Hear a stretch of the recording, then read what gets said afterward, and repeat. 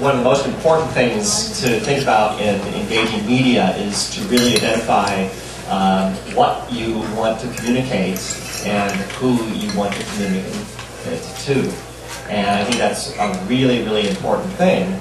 And as the marriage equality issue is a great example of all sorts of right-wing slurs that are made. You know, we've been accused of being the same of wanting to marry a dog, I think, marrying a tree. I think the Pope said that we were the greatest threat to world peace recently with terrorism. I think the Katrina hurricane. You know, various things have been reported in the media. And so I think what we decided, and our colleagues decided pretty early on, though, was we wanted to engage the mainstream media as a way to connect to the broader public that we thought, whose mind we thought would actually change. And not to spend lots of time trying to convince somebody who really thinks that we're responsible for Katrina, or is so strong in their religious views that there's no way we're going to reach them. But what we have tried to do in our work on the mainstream media is to connect to those movable people. And that has often been targeted in our movement as primarily women, actually, between age 40 and 60. But whoever are the people who just don't quite get it, but are open in some form. And what we most have tried to do through our work is be positive, a positive message, not refuting why this is different from polygamy or why it's different from marrying a dog, but really trying to present an image that can create empathy. And we wanted to create empathy with that viewer watching on television, who's watching on the nightly news. And we wanted to do it in a way of dignity that was not sacrificing, you know, our humanity as LGBT people and not homogenizing ourselves, but to try to pierce through to show common humanity.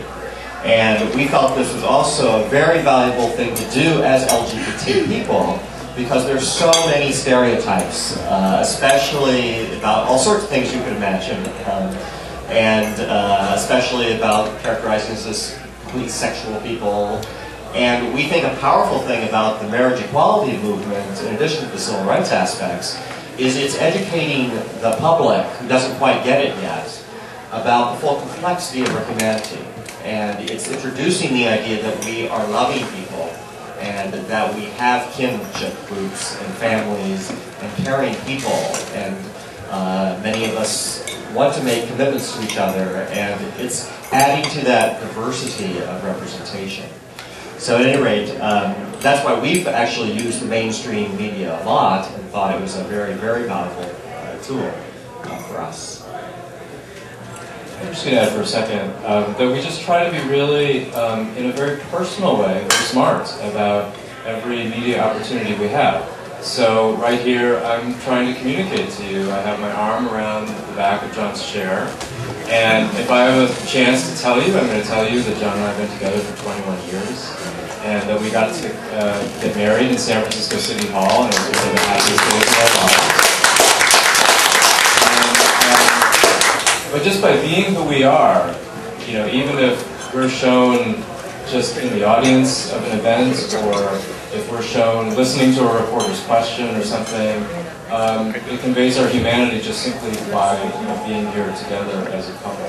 So I just wanted to throw that in as some of just, you know, the way that you can be savvy about the way you're being presented, but also be authentic to what the issue is and who you are. Well, I think the question was, to what degree does the public buy the line and fed them by the mainstream media? And I don't really know. I mean, the public is not a monolith, and neither is the mainstream media. But I will, I mean, since this is media street fighting for progressives, I will ramble for a second about what I think people should do if they want to get media coverage. As a reporter, I can tell you that it's not always the case that groups are doing the right thing, from my perspective at least. And there are things that they could do to make their lives and my life easier. Among them are press releases, for example. Well, before we get to that, actually, I mean, the big question is what media outlet is appropriate to be contacted? And I think that you want to start local. It depends on the issue oftentimes, but a smaller publication is often a good way to get a start and get coverage, which then sort of builds upon itself into the larger publications. I mean, Mother Jen's magazine is a national magazine, and I don't very often write about very local issues in San Francisco. So if I got a press release about something like that, I might not write anything. But if a story evolves to a certain point, then I might. So to get something started, it's good to start local. Another thing is sending out press releases. Be very direct about what you say, about what the issue is. Who, what, where, when, why, like in the first paragraph. Because reporters get inundated with press releases, and so they oftentimes won't read them past the first few lines. And email is usually best.